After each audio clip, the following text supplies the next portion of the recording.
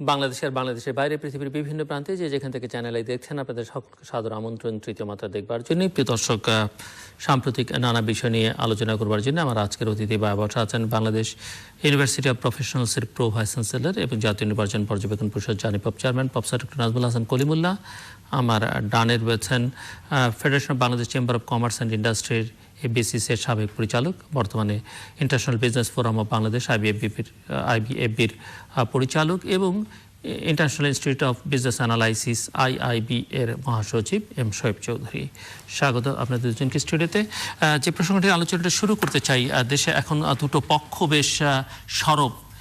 সেটি হচ্ছে অনেকদিন ধরেই সুপ্রিম কোর্টের সামনে যে ভাস্কর্য নির্মাণ করা হচ্ছিল সেটিকে সরিয়ে ফেলা নিয়ে, এবং সেটি সরিয়েও ফেলা হয়েছে এবং দুদিন পরে আবার সেটি অ্যানেক্স ভবনের সামনে পুনঃস্থাপন করা হচ্ছে। সো এই যে ভাস্কর্যকে কেন্দ্র করে যে রাজনীতি একাদশ সংসদ নির্বাচনের, এবং তাকে সামনে রেখে এই ধরনের ইমোটিভ যে বিষয়গুলো সেগুলো ফোরফ্রন্টে আসছে, এবং এর সঙ্গে সুতোর টান নানান রকমের আছে, এবং পক্ষ বিপক্ষে এই যে যুদ্ধংদেহী যে মনোভাবটি প্রদর্শিত হচ্ছে তা মাঠকে ক্রমে উত্তপ্ত করে তুলছে, এবং এই যে ঘোলা জলে পরিবেশ তৈরি হচ্ছে তার মাঝে মাছকে ধরেন সেটাই দেখবার বিষয়। আপনার মূল যে বিষয়টি সেটি হচ্ছে প্রাঙ্গণটি আদালত এবং সর্বোচ্চ আদালত, আর সঙ্গেই আবার জাতীয় ঈদগাহ। হিস্টোরিক্যালি এই অবস্থাটা আমরা দেখি, আমরা বেড়াতে আসতাম, এটা চিড়িয়াখানা ছিল ঢাকার, পরে মিরপুরে চলে গেছে, তারপর থেকে এটা ঈদগাহ হিসেবে ব্যবহৃত হয়ে আসছে এই জায়গাটি। এবং দেশের বৃহত্তম যে ধর্মীয় সম্প্রদায়ের অনুসারী ব্যক্তিবর্গ তারা কিন্তু এখানে ঈদের জামাত আদায় করতে আসেন, এবং ভাস্কর্য বনাম মূর্তি এই যে ইস্যুটি হেফাজত ফোরফ্রন্টে নিয়ে এসে তাদের মতো করে ব্যাখ্যা হাজির করেছে। আবার যারা প্রগতিশীল ব্যক্তি বলে নিজেদের দাবি করেন তারাও কিন্তু বিষয়টাকে একদম মরাল অ্যাবসলিউট একটা পজিশন নিয়ে মাঠে নেমেছেন যে ভাস্কর্যের সঙ্গে মূর্তির গুণগত পার্থক্য আছে ইত্যাদি, এবং 1 ইঞ্চিও ছাড় দিতে কোনো পক্ষ রাজি নন। এরকম একটি অবস্থা কিন্তু মূলত প্রধান বিচারপতি মহোদয়কে আসলে এই পরিস্থিতিটি মোকাবেলা করতে হয়েছে, এবং সিদ্ধান্ত কিন্তু মূলত তার আনুষ্ঠানিক বিচারে যদি আমরা দেখি যে এই ভাস্কর্য কোথায় সংস্থাপিত হবে, এবং এটা স্থানান্তরের সিদ্ধান্ত ডেফিনেটলি তাকে পাশ কাটিয়ে নেওয়া হয়নি, অন বোর্ড রেখেই করা হয়েছে। এবং মাননীয় প্রধানমন্ত্রী সম্প্রতি যখন সরিয়ে ফেলা হয় ওখান থেকে, তখন কিন্তু বলা হয়নি বা ধারণাও দেওয়া হয়নি যেটি স্থানান্তর করা হচ্ছে, কিন্তু দুদিন পরেই আবার স্থানান্তর করা হচ্ছে। এখন ধরুন, আমি অবশ্য অবাক হইনি, কারণ মৃণাল যিনি এই ভাস্কর্যটির স্রষ্টা মৃণাল হক, তিনি কিন্তু যখন ডিসম্যান্টল করা হচ্ছিল তখন উপস্থিত ছিলেন। তো যার সৃষ্টি তাকে উপস্থিত রেখে করার মধ্য দিয়ে ওই বার্তাটি কিন্তু আপনার উজ্জ্বল ছিল যে এটি এমনভাবে ডিসম্যান্টল করতে হবে যাতে অবয়বের কোনো ক্ষতি না হয় এবং সেটা সংস্থাপনের সুযোগ থাকে, এবং ঠিক কোন কায়দায় কিভাবে করলে এটি সম্ভব সেটি একমাত্র যিনি ভাস্কর তিনি বলতে পারবেন, এবং তাই ঘটেছে সেসব দিয়ে। আর ডেফিনেটলি যার সৃষ্টি তিনি তো ইমোটিভ হয়ে পড়বেনই, এবং সে কারণেই মুখ ঢেকে ফেলেছিলেন মৃণাল, অশ্রু সজল অভিব্যক্তি আমরা দেখেছি, এবং এই যে পরবর্তী যে ঘটনাবলী সেটা তো আমরা সবাই এখন জানি। তো এখন যে আপনি নির্বাচনকে সামনে রেখে বলছেন, এবং আমরা লক্ষ্য করছি যে প্রধান দুটি রাজনৈতিক দলই এ বিষয়ে আসলে হেফাজতে ইসলাম যা বলছে তার অনুকূলেই কথাবার্তা বা তাদের কার্যক্রমটা। তো আমার যেটি প্রশ্ন যে বাংলাদেশ এটি মুসলিম সংখ্যাগরিষ্ঠ মানুষের দেশ, এদেশের মানুষ ধর্মপ্রাণ, আবার একই সঙ্গে এদেশের মানুষ অসাম্প্রদায়িক কোনো সাম্প্রদায়িক দাঙ্গা হাঙ্গামার মধ্যে খুব একটা অন্যান্য দেশের তুলনায় এদেশের মানুষ নেই, এবং চিরায়তভাবে বাংলাদেশের মানুষ সব ধর্মের মানুষ একসঙ্গে মিলেমিশে চলাফেরা করে, যার যার ধর্মের ব্যাপারে আবার প্রত্যেকেই খুব সেন্সিটিভ, ধর্ম পালন করেন অনেকে না করলেও ধর্মের ব্যাপারে। এই জায়গাগুলো সবই ঠিক আছে, কিন্তু ধর্মকে ব্যবহার করে যে রাজনীতি করবার প্রবণতা কিংবা ধর্মকে ব্যবহার করে যে কিছুটা পশ্চাৎগামিতা কুপমণ্ডুকতা, এগুলোকে আশ্রয় প্রশ্রয় দেওয়া। কারণ সবাই তো আর আলখেল্লা পড়লেই আর ধর্ম খাঁটি ধর্মপ্রাণ বা বুঝে শুনে ধর্মের সব দিক পুঙ্খানুপুঙ্খ বিচার বিশ্লেষণ করে যে কার্যক্রম করছেন সেটি তো বলা যাবে না। সেক্ষেত্রে তাদের হাতে এক ধরনের জিম্মি, এবং তাদের প্রভাব তো সাম্প্রতিককালে লক্ষ্য করা যাচ্ছে। আপনি পাঠ্যপুস্তকে বলেন, এখানে বলেন, তাদের শিক্ষার যে সর্বোচ্চ স্বীকৃতি, যেটি একেবারেই অনানুষ্ঠানিকভাবে দীর্ঘকাল ধরে চলে আসছে, যার কোনো আনুষ্ঠানিকতা আনুষ্ঠানিক স্বীকৃতি নিত না তার রাজ্যের জন্য, সেটিকে আপনি কিভাবে দেখেন? আসলে এটি একটি দিক। আরেকটি দিক, আপনি যেমনটা বলছিলেন যে প্রগতিশীলতার বাংলাদেশে একটা গোষ্ঠী আছে অসাম্প্রদায়িকতার নামে, প্রগতিশীলতার নামে, এটি যেন তাদের এক ধরনের মানে অনেকে মনে করেন এক ধরনের ফ্যাশনে পরিণত হয়েছে, এবং এরা আসলে এই ধরনের একটা পরিস্থিতি তৈরি করবার ক্ষেত্রে ভূমিকা রেখেছে, এবং যেটি এদের ক্রিয়াকর্ম আসলে অনেক সময় একটু বা ধর্মপ্রাণ কিন্তু কট্টর নন এমন অনেক মানুষকেও কিন্তু আহত করে, এবং অনেকে কট্টর হয়ে যেতে বাধ্য করে। আসলে ধরুন, মরাল অ্যাবসলিউট পজিশন দুই পক্ষই কিন্তু নিয়েছেন, এবং কারো মধ্যে ইহলৌকিক চেতনা কাজ করছে, কারো মধ্যে পারলৌকিক চেতনা কাজ করছে। এটা দৃষ্টিভঙ্গিগত বিষয়। এখন এই যে হেফাজত হয়তো এক অর্থে মেইনস্ট্রিম রাজনৈতিক দলগুলোর মতো একই মাপে সংগঠিত একটা শক্তি বলা যাবে না, তারা তো বলছে না তারা রাজনৈতিক শক্তি, তারা সামাজিক শক্তি। তাদের যথেষ্ট ফলোইং কিন্তু আছে, এবং এখনো তারা যদি আহ্বান করেন তাহলে প্রচুর লোক তাদের পতাকা তলে সমবেত হবেন, এবং নির্দিষ্ট একটি লক্ষ্যে তাদের সমস্ত কার্যক্রম ধাবিত করতে সক্ষম। আপনার একদলীয় শাসন ব্যবস্থা পতনের পরে পূর্ব ইউরোপের, বিশেষ করে বুলগেরিয়ার মতো দেশে আমরা দেখেছি, যেখানে অ্যারাউন্ড 4% মতো পপুলেশন ইসলাম ধর্মাবলম্বী, তারাই কিন্তু ডিসাইডিং ফ্যাক্টর হয়ে দাঁড়িয়েছিল। অর্থাৎ এই গোষ্ঠীর লোকজন যেদিকে ঝুঁকেছে তারাই কিন্তু সরকার গঠনে সক্ষম হয়েছে, যখন প্লুরাল সিস্টেম আমরা লক্ষ্য করলাম ইমার্জ করতে। এবং এটি অন্যান্য দেশের ক্ষেত্রেও একই রকম ভূমিকা পালন করে। অর্থাৎ এই যে সংখ্যায় হয়তো খুব বেশি না, কিন্তু রক সলিড একটা কোহেশন নিয়ে তারা চলাফেরা করছেন, এবং এটি যতই আমরা পশ্চাৎপদ তার ধ্বজাধারী বলি না কেন, কিংবা আপনার রক্ষণশীল করুক এটা দেই না কেন তাদের গায়ে, কিন্তু সেসব দিই দে ম্যাটার। এবং ভোটের অঙ্কে এটা আমাদের ভারতের প্রতিবেশী রাজ্য পশ্চিমবঙ্গের ক্ষেত্রেও মমতার রাজনীতি যদি আপনি দেখেন, সেখানে মুসলিম ফ্যাক্টর একটা বড় ভূমিকা কিন্তু পালন করে। তো সেই জন্যে এটা না, সেটি তো আবার বৃহৎ প্রেক্ষাপট। আপনি ভারতকে বিবেচনায় নিলে হিন্দুইজম তো ম্যাটার করেছে ভারতের জাতীয় নির্বাচনে। ডেফিনেটলি আপনার বিজেপির যে স্পেকটাকুলার উত্থান, সেটা আপনি সেই দৃষ্টিভঙ্গিতে কিন্তু দেখবার একটা চেষ্টা করতে পারবেন। জি, আসবো আবার আপনার কাছে। মিস্টার শরীফ চৌধুরী, আপনি কিভাবে দেখছেন এই সাম্প্রতিক কালের যে পরিবেশ পরিস্থিতি ভাস্কর্যকে কেন্দ্র করে? আসলে আমি প্রথমত একটু পিছনে যেতে চাই, কারণ যারা ইসলামিক দল যারা আছেন এখানে, তাদের মধ্যে আমরা কিন্তু যে তারা যে বাংলাদেশের যে 100% মুসলমানকে রিপ্রেজেন্ট করে এটি বলা যাবে না, নাম্বার 1। নাম্বার 2 হচ্ছে যে তাদের যে অতীতের যে বক্তব্য যেগুলো আছে, তারা তো যে প্রসঙ্গটি নিয়ে আসছেন যে ভাস্কর্য সরিয়ে ফেলার জন্য, এটি প্রতিস্থাপিত হয়েছে আপনার সুপ্রিম কোর্টে। তারা কি সুপ্রিম কোর্টকে মানেন? আমার প্রথম কোশ্চেন হচ্ছে সেটি। হেফাজত যদি বলে যে আমরা সুপ্রিম কোর্টকে মানি, তাহলে তাদের বক্তব্য তো পরস্পর বিরোধী হয়ে যাচ্ছে। তারা একবার বলছেন যে আমরা মানুষ কর্তৃক প্রদত্ত কোনো আইনকে মানি না।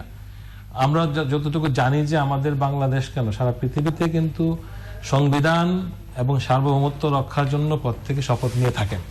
ওই শপথের সাথে হেফাজতের যে রাজনীতি কতটুকু সামঞ্জস্য আছে এটি আগে বিবেচনা করতে হবে, তারপর আপনাকে আসতে হবে হেফাজতের দাবি আপনি মানবেন কিনা। আমি একজন মুসলমান হিসাবে একটি ভাস্কর্য যদি আমার ধর্মীয় অনুভূতিতে আঘাত হানে, যদি এটি আমি মনে করি যে এটি যদি বিভিন্ন বৈসাদৃশ্যমূলক ভাস্কর্য হতে পারে, সেই ক্ষেত্রে আমরা আমাদের মতো করে সিদ্ধান্ত নিতে পারি। কিন্তু এটার জন্য একটা এই ধরনের একটা যে আন্দোলন তৈরি করা, একটা বিচার বিভাগ যেখান থেকে পরিচালিত হয় ওই জায়গাকে হুমকি দেওয়া, এগুলো আমার কাছে মনে হয়েছে যে একটা one kind of anti state activities. এবং এগুলো শক্ত হাতে যদি দমন করা না হয়, সামনে সংস্কৃতি আগ্রাসন ছাড়া কিছু থাকবে না। আমি এইভাবে দেখছি ব্যাপারটিকে। এবং এবং আমি যেটি বলছি যে আসলে দুই পক্ষই এক ধরনের ফ্যানাটিক অ্যাপ্রোচ বা অ্যাটিটিউড নিয়ে এগুচ্ছে, সেটা কি আপনি কতটা একমত হবেন? আসলে একটু আপনাকে একটু মানে যদি আওয়ামী লীগের রাজনীতির দিকে ফিরে তাকান তাহলে দেখবেন যে একসময় আওয়ামী মুসলিম লীগ ছিল, কিন্তু ধর্মনিরপেক্ষতাকে আনার জন্য কিন্তু মুসলিম শব্দটিকে বাদ দেওয়া হয়েছে। তো সুতরাং মনে রাখতে হবে যে আওয়ামী লীগ এদেশের একটি ধর্মনিরপেক্ষ দল। এখন একটি ব্যাপার হয়েছে, ডক্টর কলিমুল্লাহ যেটি বলছেন যে শেষ পর্যন্ত পলিটিশিয়ানদের কাছে ভোটের হিসাবটাই প্রধান, কিন্তু আমার কাছে মনে হয় যে মৌলিক জিনিসটা যদি চেঞ্জ করতে হয় তাহলে আনুষ্ঠানিকভাবে চেঞ্জ করতে হবে। যে আমি আজকে আমার ধর্মের যে নিরপেক্ষ শব্দটা যেটা আছে, ধর্মনিরপেক্ষতা যেটা আওয়ামী লীগের গঠনতন্ত্রে বলা আছে, তা আগে এটা চেঞ্জ করতে হবে। আমি যদি ধর্মীয় অনুভূতিকে নিয়ে কাজ করতে চাই তাহলে আমার এখানে বাংলার হিন্দু আছে, বাংলার বৌদ্ধ, বাংলার খ্রিস্টান অনেকে আছেন, তাদেরকে নিয়েই তো বৃহৎ রাজনৈতিক দল। আজকে বঙ্গবন্ধু যে দল তৈরি করে দিয়ে গিয়েছেন, যে দলটি হচ্ছে ধর্মনিরপেক্ষতা ভিত্তি করে। সুতরাং আজকে যদি সেই জায়গা থেকে যদি আওয়ামী লীগ সরে আসে তাহলে আপনি বলতে পারবেন যে আওয়ামী লীগ চলে গেছে সেই মুসলিম ভাবাবেগকে কেন্দ্র করে। আমার মনে হয় যে ধর্মীয় ভাবাবেগটা এখানে সেভাবে আসেনি। আমার কাছে মনে হয়েছে যে একটা মিসগাইডেড অ্যাপ্রোচ বাই গভর্নমেন্ট। এবং এখানে যে আমরা একটা সময় সেই স্বাধীনতার পূর্বকালে বা স্বাধীনতা উত্তরকালেও কিছুটা সময় পর্যন্ত বুদ্ধিজীবীদের একটা যে ভূমিকা বিভিন্ন ক্ষেত্রে দেখেছি, আজকে সেই ধরনের বুদ্ধিজীবীর খুব সংকট বাংলাদেশে অনেকে মনে করে থাকেন। এবং সবাই কোন আওয়ামী বুদ্ধিজীবী অথবা জাতীয়তাবাদী বুদ্ধিজীবী অথবা কখনো সরব কখনো নীরব বুদ্ধিজীবী, মানে তার প্রয়োজন অনুযায়ী সুবিধা মতো সে সরব হয়, সুবিধা মতো সে নীরব থাকে, যেটা যখন বলা উচিত সেটা বলে না। এটি একটি সংকট আছে বলে অনেকে মনে করেন। আপনি কি মনে করেন? আমি মনে করি এই সংকটের জন্য দুটি জিনিস দায়ী। একটি হচ্ছে যে আমলা নির্ভরতা। আমাদের যে দেশে যারা রাষ্ট্র কাঠামো যারা এখন চালাচ্ছেন তাদের অধিকাংশ হচ্ছে আমলা। আগে পলিটিশিয়ানরা আমলাদেরকে গাইড করতো, এখন আমলারা পলিটিশিয়ানদের গাইড করে।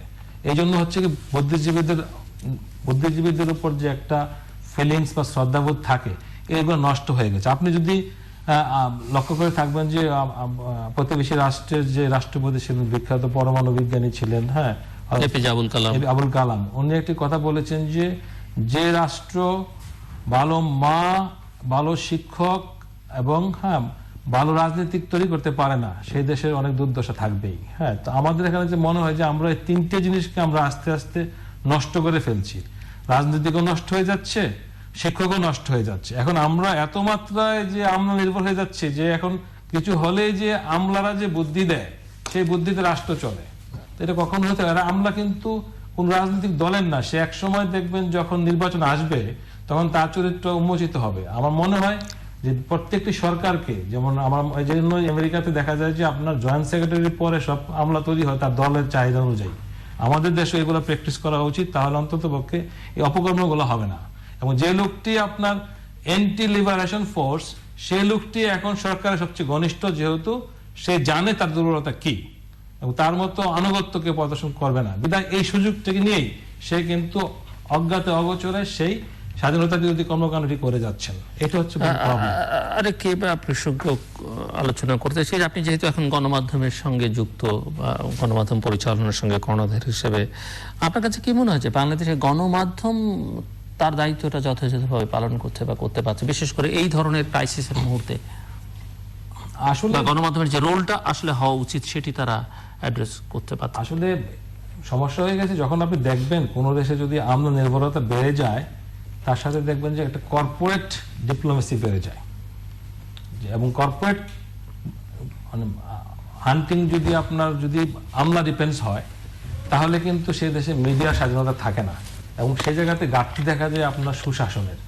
যে সুশাসনের ঘাটতির জন্য মূলত আপনার দুইটা জায়গাকে আপনি দায়ী করতে পারবেন। একটা হচ্ছে আপনার এই আমলাতন্ত্র, আর একটা হচ্ছে কর্পোরেট সেক্টর। দুইটাকে, এই দুইটা যখন একসাথে মিলে যায় তখন মিডিয়া তার নিজস্ব যে গতিতে চলতে পারে না। কারণ আপনি বাংলাদেশে অধিকাংশ মিডিয়া দেখবেন যে কর্পোরেটদের হাত দ্বারা নিয়ন্ত্রিত।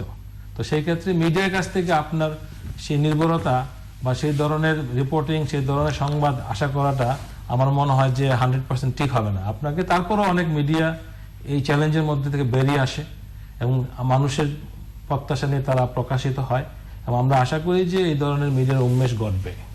ডক্টর কলিমুল্লাহ, দেখুন, সংবাদ মাধ্যম খুব সংবেদনশীল এবং স্পর্শকাতর একটি মাধ্যম, এবং কৌশলগত কারণে এটি নতুন নতুন রূপ কিন্তু পরিগ্রহ করছে। এখন এই যে কর্পোরেট সর্ট অফ ইনফ্লুয়েন্স, এটি কিন্তু সর্বব্যাপী, এবং এটা একটা নতুন রিয়ালিটি। আমরা কতটুকু ছাড় দেব এবং কতটুকু দেব না, এই যে সীমারেখাটা, সেটা কিন্তু নির্ণয় করার সময় এসছে। আর গণমাধ্যম এক একটা হাউস এক এক রকমের পলিসি পার্সু করে, তার যে মালিকানা তাদের উপর নির্ভর করে তার পলিসিটা, এবং সেখানে আপনার যেটা আমরা বলি যে কনফ্লিক্ট অফ ইন্টারেস্ট, সেই জায়গাটি দেখবার মতো রেগুলেটরি যে ক্যাপাসিটি বা ক্যাপাবিলিটি, সেটাই বা কতটুকু পালিত হচ্ছে, সেটাও কিন্তু একটা বড় প্রশ্ন। আপনার বাস্তব এবং যেটি আসলে প্র্যাকটিস হচ্ছে তার মধ্যে যোজন হায়াটাস বা ফারাক কিন্তু বিদ্যমান। যেমন ধরুন কোন একটি পত্রিকার সার্কুলেশন বলা হচ্ছে 40,000, কার্যত দেখা যাচ্ছে যে সেটা হয়তো 20,000। এই যে আপনার শুভঙ্করের যে ফাঁকিটা, সেটা আমরা সবাই জানি, কিন্তু তারপরেও বিষয়টাকে আমরা মেনটেন করে যাচ্ছি।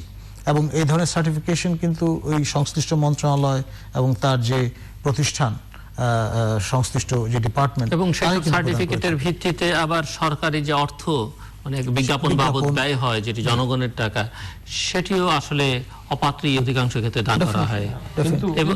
কিন্তু একটা আপনাকে অ্যাড করি যে বিজ্ঞাপনের জন্য আবার একটা আবার ওইসব পত্রিকা আবার সরকারি প্রতিষ্ঠানগুলো ক্রয় করে, বিভিন্ন সরকারি প্রতিষ্ঠানে হয়তো পপুলার কাগজগুলো শেয়ার থেকে। কিন্তু একটি বড় চ্যালেঞ্জ আছে যে সংবাদপত্রের জন্য, সেটি হচ্ছে যে ডিজিটাল ইনোভেশনস এর কারণে কিন্তু আজকাল যে প্রিন্ট মিডিয়া কিন্তু একটি সংকটের মুখে আছে।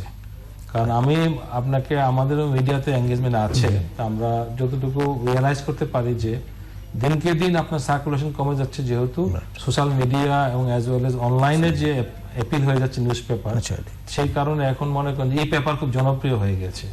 আর পাশাপাশি আবার দেখবেন যে সরকারের কিছু পলিসি আছে যেগুলো আমি আগেই বললাম যে আমাদের একটি ভুল পলিসির কারণে সরকারকে কিভাবে অজনপ্রিয় করা হয় তার একটি উজ্জ্বল দৃষ্টান্ত হচ্ছে আপনার ইজিপির মাধ্যমে আপনার বিজ্ঞাপনটাকে স্থানান্তর করা। এতে দেখা যাচ্ছে যে আগের যে একটি বিজ্ঞাপন আপনার 50 ইঞ্চি বিজ্ঞাপন ছিল, সেটি 5 ইঞ্চিতে এসেছে।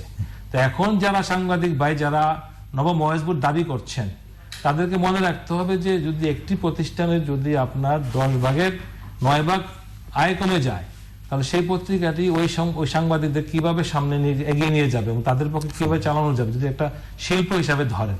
আর আপনি যদি মনে করেন যে এটা একটা কাউকে পারপাস সার্ভ করবে, এটা হচ্ছে অন্য ইস্যু। তো আমি মনে করি যে উন্নত বিশ্বের মতো একটি কর্পোরেট হাউস যেরকম দাঁড়িয়ে থাকে, শিল্প হিসাবে দাঁড়িয়ে থাকে, একটা পত্রিকাকে তার মতো দাঁড়িয়ে থাকতে হবে এবং তাকে দাঁড়ানোর জন্য তাকে বিভিন্ন সাপোর্ট দিতে হবে।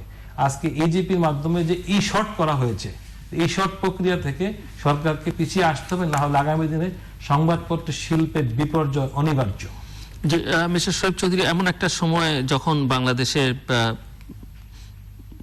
গর্ববোধ করছেন অনেকে যে আমরা মধ্যম আয়ের দেশ, আমরা উন্নত আয়ের দেশে যাচ্ছি, আমাদের দেশের অর্থনৈতিক উন্নয়ন হচ্ছে, অপ্রতিরোধ্য গতিতে বাংলাদেশে এগিয়ে যাচ্ছে। ঠিক একই সময় যদি আমরা পত্রিকার পাতার দিকে তাকাই, তাহলে দেখতে পাবো যে আমরা বলি যে আমরা ভোট ভাত এক সময় ছিল, ভোটের কথা এখন কমার্সে, ভাতের অধিকার সবার নিশ্চয়তা করছে, এখন নাকে মারা যায় না।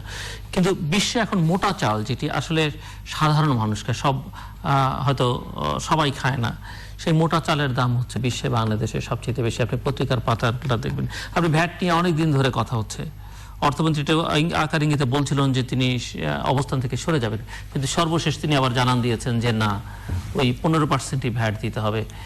সো সাধারণ মানুষের জন্য আসলে কি থাকছে? এবং এমন একটা দেশের মধ্যে দেশ এখন এসে দাঁড়িয়েছে যে এখান থেকে মানুষ পাচার হয়ে যাচ্ছে, মানুষ জীবনের ঝুঁকি নিয়ে অন্য দেশে যাচ্ছে সমুদ্রপথে, সেই জায়গায় বাংলাদেশের অবস্থান শীর্ষে। আপনি দেখবেন অর্থ পাচারে বাংলাদেশ এখন মোটামুটি ভাবে একটা শীর্ষ অবস্থান করছে। সো কি মনে করেন আপনি, কেন হচ্ছে এগুলো? আসলে শনৈ উন্নতির এত রণডঙ্কা আপনি শুনতে পাই, এত হাক ডাক শুনতে পাই, সেই জায়গায় এই চিত্র যদি আপনি পাশাপাশি দাঁড়ান, কি বলবেন? আসলে আমরা যদি আপনার জিডিপির দিকে লক্ষ্য করি, তাহলে কিন্তু এই দাবিটি ঠিক আছে। আজকে জিডিপিও তো এক ধরনের, জিডিপির হিসাব নিকাশ তো এক ধরনের সাধারণ মানুষের সঙ্গে প্রতারণা। এখন মানে কারণ আপনি জিডিপি হিসাব করেন, আপনার আয় হচ্ছে 50 কোটি টাকা, আমার হচ্ছে 50 টাকা, আপনি দুটোকে গড় করে আমার ভাগে ফেলে দিচ্ছেন, আপনি আমি সুফলও পাচ্ছি না। কিন্তু আমাদের অর্থনীতিবিদরা তো এটা বলছেন, আবার হ্যাঁ বিভেদ আছে।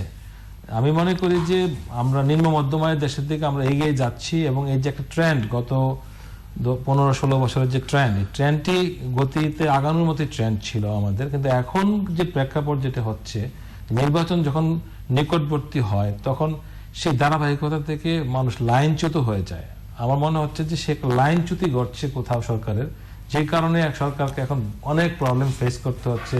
আপনি যে মোটা চালের দাম বৃদ্ধি পেয়েছে বললেন, এবং আইনের শাসনের ক্ষেত্রে কিছু সমস্যা দেখা দিয়েছে, নারী নির্যাতন হচ্ছে। আমরা গাজীপুরে আইনের শাসন তো বাংলাদেশের প্রধান বিচারপতি বলছেন যে পাকিস্তানের চেয়ে তো বাংলাদেশ অনেক পিছিয়ে আছে। আমি প্রধান বিচারপতির ব্যাপারটা নিয়ে কথা বলতে চাই না। আমার চোখে যেটি আসছে, আমরা মিডিয়াতে যেটা দেখেছি যে বিচার না পেয়ে বাবা মেয়ের আত্মহত্যা, একটা অত্যন্ত অল্প বয়সী একটি মেয়ে নির্যাতিত হয়েছে বিচার না পাওয়ার পর, জাম্প করে মারা গিয়েছে রেলে। তো এই যে ইস্যুস এগুলো আমাদের বিবেককে নাড়া দিয়েছে। আমরা মনে করি যে কোথাও যেন একটু লাইনচ্যুত হয়ে গেছে সরকারের ব্যুরোক্রেসিতে, ওই জায়গাটাকে ঠিক করতে হবে। যদি ঠিক করা না হয় তাহলে আমাদের দেশে কিন্তু আমাদের কাছে অনেক খারাপ নজির আছে। আমাদের কাছে নাইজেরিয়ার জন্য নজির আছে, আমাদের কাছে আমি কালকে পড়ছিলাম জিম্বাবুয়ের রবার্ট মুগাবেকে জাতিসংঘের অধিবেশনে বক্তব্য দেওয়া হয় নাই, কারণ ওখানে মানব অধিকার লঙ্ঘিত হচ্ছে, মানুষ মানবেতর জীবন যাপন করছে। যে জোরেশিয়া থাকা অবস্থায় যে জিম্বাবুয়ের ডলার ছিল অস্ট্রেলিয়ান ডলারের চেয়ে এবং আমেরিকান ডলারের চেয়ে পাওয়ারফুল, সেই জিম্বাবুয়ে এখন মুদ্রাস্ফীতি পৃথিবীতে 1 নম্বরে আছে। এই যে প্রবলেমগুলো, একটা উন্নত দেশ কিন্তু আপনার দরিদ্র হতে সময় বেশি লাগে না যদি আপনার যদি প্রপার যদি শাসন না থাকে, সুশাসন যদি না থাকে। আমার কাছে মনে হয় যে আমরা আমাদের জাতীয়ভাবে আমাদের সবাই কাজ করতে হবে, যেন আমরা বাংলাদেশি হিসাবে আমাদের যে দায়িত্বটি আছে, নাগরিক দায়িত্ব যেটি আছে, আমরা যেন সেই দায়িত্বটি পালন করি। তাহলে আশা করি যে আমাদের বাংলাদেশ নিম্ন মধ্যমায়ের না, মধ্যমা, এবং এক সময় তো আমরা উঁচু কাতারে পৌঁছবো। ডক্টর নাজমুল হাসান খলিফুল্লাহ। জনাব শোয়েব চৌধুরী যে ব্যাখ্যাটি হাজির করলেন তার সঙ্গে দ্বিমত প্রকাশের খুব একটা সুযোগ কিন্তু নেই। আমাদের আসলে অনেক বেশি সংবেদনশীল হতে হবে, অনেক বেশি ফরওয়ার্ড লুকিং হতে হবে, এবং নিজের অবস্থানের দিকে আসলে নজরটা ফেরাতে হবে। কাগজে নানান রকমের তথ্যপাত্র হাজির করে আমরা হয়তো কূটতর্কে লিপ্ত হতে পারি, কিন্তু সেটা কিন্তু ডিভিডেন্ড প্রদান করবে না। আমাদের যে মূল যে আয়ের সূত্রগুলো, আপনার এই যে রেমিটেন্স, সেই জায়গাটা কিন্তু শ্রিঙ্কিং, এবং খুব অনেকে মজা করে বা খোলামেলাই বলেন যে যারা বিত্তশালী তাদের পুত্র কন্যারা দেশ থেকে নিয়ে যান, আর যারা নিম্নবর্গের মানুষ তাদের পুত্র কন্যারা পাঠান। এই যে অবস্থাটি, তার কিন্তু অ্যাপ্রিসিয়েশন কিন্তু নেই। আমরা এটা ক্রমাগত লক্ষ্য করছি। একটা সময় ছিল যখন প্রচুর মানুষ প্রতারিত হয়েছেন আদম ব্যবসায়ীদের দ্বারা, এবং সেই লিগেসি কিন্তু বিদ্যমান, একেবারে রাতারাতি উবে গেছে এটা বলার সুযোগ নেই। এবং যেই পরিমাণ মানে মানুষ সর্বশান্ত হয়েছেন, এই যে ভিটেমাটি ঘটিবাটি বিক্রি করে মানে চালানটা জোগাড় করে গেছেন, কিন্তু সেই টাকাটা হয়তো অনেক ক্ষেত্রে উঠে আসেনি। আর এখন যে অবস্থা আপনার গালফ, নর্থ আফ্রিকান দেশগুলোর, যেটা ছিল ট্রেডিশনাল ডেস্টিনেশন, সেই জায়গায় সেখানকার অর্থনীতিগুলো কিন্তু বিপর্যস্ত একটা অবস্থা আছে। যুদ্ধ পরিস্থিতি কোথাও কোথাও বিরাজ করছে। যে লিবিয়া একটা পপুলার ডেস্টিনেশন ছিল, সেটা এখন অলমোস্ট নো গো এরিয়াতে পরিণত হয়েছে। তো সেরকম নজির আপনার ইরাকেও সৃষ্টি হয়েছে। তো ফলে এই রিয়ালিটিগুলোর সঙ্গে মিল রেখে সেই বিষয়গুলোকে কগনিজেন্সে নিয়ে আমরা আমাদের যে কৌশল, সেটা কতটা শায়িত করতে সক্ষম হয়েছি, এই সোল সার্চিংটা কিন্তু আমরা করছি না। আর বলি বচন হাজির করছি যে আমাদের নতুন নতুন বাজার খুঁজে নিতে হবে, কিন্তু সেটা কিভাবে আমরা কার্যকর করব সে ব্যাপারে কার্যকর পদক্ষেপ কিন্তু গ্রহণ করা হচ্ছে না। এই যে বাস্তবতাগুলো, সেগুলো আমাদের কিন্তু ভুলে গেলে চলবে না। আর এর পাশাপাশি আমাদের যে অ্যাপারেল সেক্টর, সেটাও কিন্তু নানান রকমের একটা পরিস্থিতির মধ্য দিয়ে অগ্রসর হচ্ছে। নানান রকম বিপর্যয় আমরা লক্ষ্য করছি। এমনকি সেই ভবন স্থানান্তর থেকে শুরু করে আপনার রানা প্লাজার মতো ঘটনা, এগুলো আমাদেরকে বারংবার মনে করিয়ে দেয় যে আমরা খুব একটা সুখে নেই, ভালো অবস্থায় নেই। তো এই বিষয়গুলো আমরা কতটা মিটিগেট করবার চেষ্টা করছি। শুধুমাত্র আইন কানুন চাপিয়ে দিলে তো চলবে না, সেটা কতটা সহনীয়, কতটা সময় উপযোগী, এবং এটা আমাকে কার্যকর কোনো রকমের ফলাফল প্রদান করছে কিনা সেটাও কিন্তু আমাদের ভেবে দেখতে হবে। সবচেয়ে আমি ভ্যাটের প্রসঙ্গটা আলোচনা করছিলাম, আপনি তো একজন ব্যবসায়ী নেতা, সো কিভাবে দেখছেন আপনি যে এর প্রভাব তো সাধারণ মানুষের উপরে পড়বে, সবার উপরে পড়বে, এবং ছোট মাঝারি ব্যবসায়ী? আসলে প্রথমত যেটি হচ্ছে যে আমাদের অর্থমন্ত্রী যেখানে বলছিলেন তিনি একটু কমাবেন, কারণ অর্থমন্ত্রী বলেছেন, বাণিজ্য মন্ত্রীও আশ্বাস দিয়েছিলেন, এবং যতগুলা থিঙ্ক ট্যাঙ্ক আছে আমাদের দেশের পলিসি মেকিং এ যারা আছেন প্রত্যেকেই বলেছেন যে বাংলাদেশের এই বর্তমান প্রেক্ষাপটে ব্যাটের মূল্যটাকে হ্রাস করার, রেটটাকে কমিয়ে দেওয়ার জন্য। কিন্তু দেখা যাচ্ছে যে অর্থমন্ত্রী আজকে এক কথা বলছেন, আবার দুদিন পরে উনি আবার ওনার মতো আরেক ধরনের কথা বলছেন। তো আমি এ ব্যাপারে আমি ওনাকে ছোট করতে চাই না, ওনার বক্তব্য দিয়ে আমি ওনাকে বলতে চাই, সেটা হচ্ছে যে ওনাকে জিজ্ঞেস করা হয়েছিল যে ইসলামী ব্যাংকের চেয়ারম্যান পদত্যাগ করলেন কেন। উনি বলেছিলেন ওনার 83 এজ হয়ে গিয়েছে, ওনার পদত্যাগ করা উচিত। তো সুতরাং এই উত্তরের মাধ্যমে আমার মনে হয় যে ওনার ক্ষেত্রে প্রযোজ্য, কারণ বয়সের ভারে অনেক কিছু মনে থাকে না, এবং উনি কার এটাই এখন বোঝা যাচ্ছে না। উনি যদি বয়সের জন্য ভুল করে থাকেন নিঃসন্দেহে মার্জনীয়, আর উনি যদি ইচ্ছা করে থাকেন তো জাতি এটা জবাব দিবে একদিন। এটাই, এছাড়া কিছু বলার নাই। ডক্টর কলিমুল্লাহ কিছু বলবেন এই বিষয়ে? দেখুন, আমরা যারা ভোক্তা আলটিমেটলি কিন্তু ভ্যাট তাদের ঘাড়ি এসে পড়ে এই দায়িত্বটি, এবং আসলে ভোক্তারাই তো ভ্যাটটা দেয়, যারা ব্যবসা করেন বা সেবা তাদের, তারা তো আসলে সেবাটা গ্রহণ করছেন, সে কারণেই সেটা প্রদান করতে হচ্ছে। এখন আপনার একটা আশা ভরসা ছিল যে হয়তো এটা সহনীয় মাত্রায় নিয়ে আসা হবে, কিন্তু নানান রকমের বলি বচন হাজির করে শেষ অবধি যে তিমিরে ছিলাম আমরা সেই তিমিরেই অবস্থান করছি।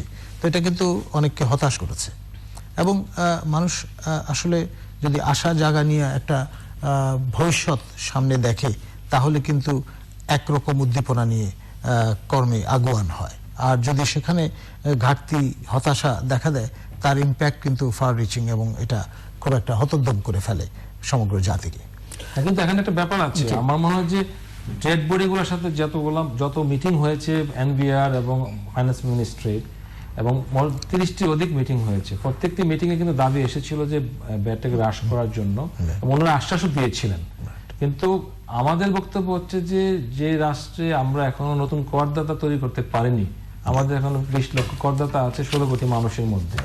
নতুন করদাতার মাধ্যমে কিন্তু আয়টাকে ডাইভার্ট করা যায়, কিন্তু আপনি যদি একই ব্যক্তিকে যদি বারবার জবাই করেন তাহলে তো ইন্ডাস্ট্রি এবং এন্টারপ্রেনিয়রশিপ ধ্বংস হয়ে যাবে, এবং ওই জায়গাতে আমাদের দৃষ্টি দিতে হবে। আদারওয়াইজ আজকে অর্থনীতি যদি বিপর্যস্ত হয়ে যায়, আপনি যদি আপনার প্রতিষ্ঠানের লোকবলকে যদি বেতন দিতে না পারেন তাহলে একসময় বিদ্রোহ করবে, এটাই স্বাভাবিক। তো আমার মনে হয় যে সামনের দিন যেগুলো আসছে সেই দিনগুলোকে মাথায় রেখে অন্তত পক্ষে আমাদের আর্থিক খাত এবং আমাদের যে ব্যাট ট্যাক্স এইসব সব জায়গাতে আমাদেরকে একটু সতর্ক থাকতে হবে। আদারওয়াইজ কিন্তু আমাদের যে ইকোনমিক কাঠামো যেটি আছে সেই কাঠামোতে একটা বড় ধরনের ধাক্কা আসতে পারে, এবং এটি কিন্তু অলরেডি আজকের বিভিন্ন কাগজেও ব্যাপারটি এসেছে যে আমাদের অর্থনীতি অশনি সংকেত সামনে। কিন্তু এই জন্য আমাদের এখনই প্রস্তুতি নিতে হবে, এটা বর্তমান সরকারকে অত্যন্ত সতর্কভাবে এগুলোকে হ্যান্ডেল করতে হবে। আদারওয়াইজ আমরা চাই না আমাদের যে লক্ষ লক্ষ প্রাণের বিনিময়ে অর্জিত এই দেশটিকে আমরা নষ্ট করতে চাই না, আমরা দেশটিকে বিশ্বের দরবারে মাথা উঁচু করে দাঁড়াতে চাই, এটি হচ্ছে আমাদের প্রত্যাশা। প্রফেসর কলিমুল্লাহ, এই যে অনেক প্রসঙ্গ আলোচনা করলাম, ঘুরে ফিরে আপনি প্রথমে নির্বাচনের প্রসঙ্গটা নিয়ে আসছিলেন। তো 2014-এর যে অভিজ্ঞতা নির্বাচনে, সেই অভিজ্ঞতার পুনরাবৃত্তি বাংলাদেশে হোক সেটি কেউই চান না। আর কেউই চান না বলা হয়তো ভুল হবে, অনেক হয়তো চাইতেও পারেন বা কেউ হয়তো চাইতে পারেন। কিন্তু একজন নির্বাচন পর্যবেক্ষক হিসেবে আপনার কাছে কি মনে হচ্ছে যে আগামী নির্বাচনটি একটি ভালো নির্বাচন, একটি অবাধ, নিরপেক্ষ, সুষ্ঠু, গ্রহণযোগ্য, অংশগ্রহণমূলক নির্বাচন হচ্ছে কি না? মাঝে মাঝে মনে হয় হচ্ছে, মাঝে মাঝে মনে হয় ধারে কাছেও তার যাবে না। এবং অতি সাম্প্রতিককালে বিএনপি কার্যালয়ে যে পুলিশি তৎপরতা, সেটি অনেককে মনে করিয়ে দিচ্ছে যে পরিস্থিতিটা আসলে একটা স্বাভাবিক পরিস্থিতির দিকে হয়তো যাচ্ছে না। এর মধ্যে বিএনপি চেয়ারপারসনকে মামলা মোকদ্দমার প্রসঙ্গগুলো ও অনেকে বিবেচনা নেন, যদিও এটি আইনি প্রক্রিয়ার বিষয়। আপনার কাছে কি মনে হচ্ছে যে একটি অংশগ্রহণমূলক নির্বাচনকে 2018 শেষে বা 19-এ বাংলাদেশ দেখতে পাবে? দেখুন, এটা তো আমাদের সবার প্রত্যাশার জায়গাটা অটুট রেখেই আমরা যদি বিশ্লেষণে যাই, তাহলে দেখব যে দার্শনিক দৃষ্টিকোণ থেকে যদি দেখি, এক নদীতে দুবার চান করা যায় না।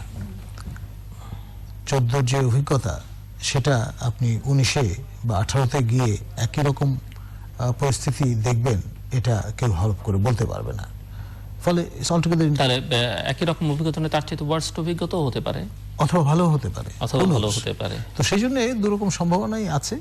ডিপেন্ড করবে আপনার পরিস্থিতি পরিবেশ কোন দিকে আমাদের ধাবিত করে, এবং আমাদের যে স্টেক হোল্ডার অর্থাৎ মেইন স্ট্রিম পলিটিক্যাল অ্যাক্টরস যারা, তারা বিষয়টাকে কিভাবে দেখছেন। এখন আসলে প্লুরাল স্পেস মানে হচ্ছে গণতন্ত্র, এবং গণতন্ত্রে ছাড় দেওয়ার মানসিকতা যদি না থাকে, তাহলে আর যাই হোক সেটাকে গণতন্ত্র বলা যাবে না। We must be able to agree to disagree. এই স্পিরিটটা যতদিন পর্যন্ত আমরা ইনকালকেট করতে না পারবো, যতদিন পর্যন্ত সংস্থাপিত করতে না পারবো, ততদিন পর্যন্ত কিন্তু বড় একটা সংকটের জায়গা থেকেই যাবে।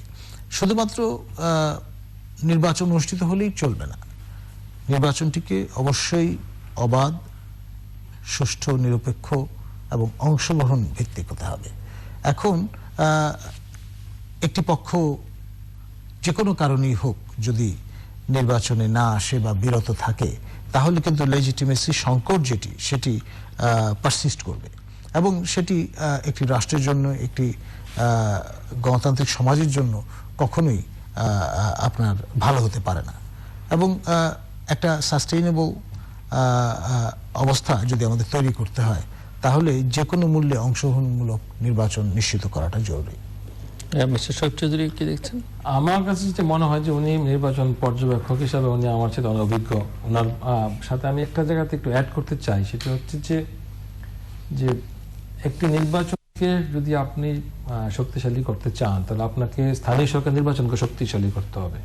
তা আমরা যে গত নির্বাচনগুলো দেখেছি, স্থানীয় সরকার নির্বাচন, ওই নির্বাচনগুলো সাধারণত কখনো দলীয় প্ল্যাটফর্মে হয়নি। এই প্রথম দলীয় প্ল্যাটফর্মে হয়েছে, যে যার পরিপ্রেক্ষিতে দেখা যাচ্ছে যে আপনার অনেক নেতা কর্মীরা ভালোভাবে ভোট দিতে পারেন না বা বঞ্চিত হয়েছেন। বিদায় আজকে স্থানীয় সরকার নির্বাচন পদ্ধতি নিয়ে অনেক অভিযোগ আছে এবং অনেকে এটা সন্তুষ্ট নন। আমি মনে করি যে ওই স্থানীয় সরকার নির্বাচনের কাছ থেকে যে ইলেকট্রাল প্রসেস যেটি নষ্ট হয়ে গিয়েছে, ওটিকে পুনরায় ফিরিয়ে আনার জন্য আমার মনে হয় যে সরকারকে গ্রাসরুট থেকে কাজ করতে হবে। আদারওয়াইজ আগামী নির্বাচনের জন্য প্লেইং লেভেল ফিল্ড তৈরি হবে কিনা আমার সন্দেহ আছে। কেন সন্দেহ হচ্ছে আপনার? কারণ আমি মনে করি যে আমরা যখন দেখেছি যে ইউপি চেয়ারম্যান বা ইউপি মেম্বার বা ওয়ার্ড কমিশনার যারা নির্বাচিত হতেন, তাদের ক্ষেত্রটা ছিল এক ধরনের একটি স্বতন্ত্র জগৎ। ওই জগতে কোনো পলিটিক্যাল ইন্টারফারেন্স ছিল না। তো এখন দেখা যাচ্ছে যে একটি দলীয় সিম্বল পাওয়ার প্রেক্ষিতে একটা যে উৎসবমুখ নির্বাচন, সেটি হয়ে গেছে এক ধরনের উৎসবই থাকছে, অন্যরকম উৎসব হারিয়ে গিয়েছে। কারণ ওখানে দেখা যাচ্ছে যে বাই হুক অ্যান্ড ক্রোক আমাকে দলীয় প্রার্থীকে জয়লাভ করাতে হবে। বিএনপি আওয়ামী লীগের মধ্যে একটা কম্পিটিশন হয়ে গিয়েছে। হ্যাঁ, তো এতে করে হয়েছে কি, একটা গ্রামের একটা শিক্ষক যিনি রাজনীতি করতেন না, ওই লোকটি এখন নির্বাচন থেকে বঞ্চিত হয়ে যাচ্ছেন। তো এই যে একটি ভালো মানুষের যে ঘাটতি দেখা যাচ্ছে স্থানীয় সরকার নির্বাচনে, এটার জন্য আমি মনে করি যে স্থানীয় সরকার নির্বাচনে দলীয় রাজনীতির অন্তর্ভুক্তি একটি মারাত্মক ভুল বলে আমি মনে করি। এবং সেটি মনে করছেন, কিন্তু তার সঙ্গে জাতীয় নির্বাচনের, কারণ যারা জাতীয় নির্বাচনের মূল মন্ত্রটি হচ্ছে স্থানীয় সরকার নির্বাচনকে কেন্দ্র করে। আপনি যদি গ্রাসরুট যদি ঠিক না থাকে, তো আপনি কিভাবে জাতীয় নির্বাচন কন্ডাক্ট করবেন? আমি মনে করি যে এই যে একটা অল ওভার দ্য ওয়ার্ল্ডের যে একটা ইলেকট্রাল প্রসেস আছে, সেই প্রসেসটার মধ্যে আপনাকে স্থানীয় সরকারকে প্রাধান্য দিতেই হবে। ডক্টর কলিমুল্লাহ, দেখুন, আমরা যদি একটা পিরামিড হিসেবে বিষয়টাকে বিবেচনা করি বা অনুমান করি, তাহলে তার যে বেইসটা, সেই বেইসের প্রতি ইঙ্গিত করছেন জনাব শরীফ চৌধুরী, এবং এক ধরনের আক্ষেপ থেকেই বিষয়টি উৎসরিত হয়েছে। হিস্টোরিক্যালি, ট্রেডিশনালি এটা এমন একটা স্পেস ছিল যেখানটায় নন পলিটিক্যাল একজন ব্যক্তি তিনি কিন্তু সাকসেসিভলি ইলেক্টেড হয়ে আসতে পারতেন। সেই সুযোগটা, সেই স্পেসটা ছিল। It is gone for ever. Party dictate এমন একটা পরিস্থিতি তৈরি করেছে যে সেখানে যে কোনো মূল্যে দলের যেহেতু প্রতীক ব্যবহৃত হচ্ছে, তার প্রার্থীকে জয়লাভ করার ব্যাপারটি নিশ্চিত করতে হবে। এবং এটি করতে গিয়ে মাঝখানে যে স্পেসটা ছিল ইজ গন ফর এভার। স্বতন্ত্র প্রার্থী হিসেবে আপনি মানে রীতিমতো প্রার্থিতা হাজির যে করবেন, সেটাও একটা বড় সংকটের জায়গায় গিয়ে কিন্তু পড়েছে।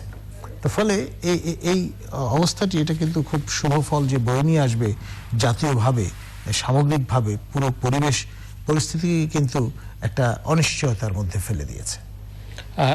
ইলেকশন কমিশনের যে রোড ম্যাপ এবং ইভিএম পদ্ধতি নিয়ে এক ধরনের বিতর্ক বা পক্ষে বিপক্ষে অবস্থান রয়েছে, সেটিকে আপনি কিভাবে দেখছেন? দেখুন, এই বিতর্কটি যখন প্রথম ফোরফ্রন্টে আসে, তখন বেশ কিছু প্রবন্ধ আমি রচনা করেছিলাম বিভিন্ন পত্রপত্রিকা, এবং পরে সেগুলোকে সংগঠিত করে একটি পুস্তকও প্রকাশ করেছি। মূল সমস্যাটা আসলে আপনার এই বিষয়টা সম্পর্কে সমক উপলব্ধির জায়গায় নিহিত।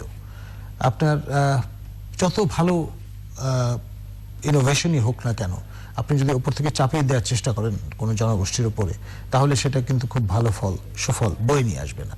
এবং ইভিএম এর ক্ষেত্রেও বারংবার তেমনটিই ঘটেছে। আপনার নানান রকমের সন্দেহ তার জাল বিস্তার করেছে, এবং এটা নিয়ে এক ধরনের রাজনীতি হয়েছে।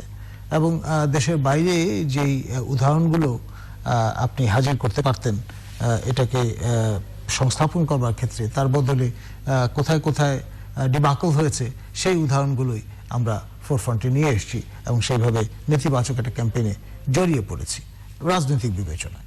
এবং কোথাও কোথাও যে সমস্যা তৈরি হয়নি তা নয়।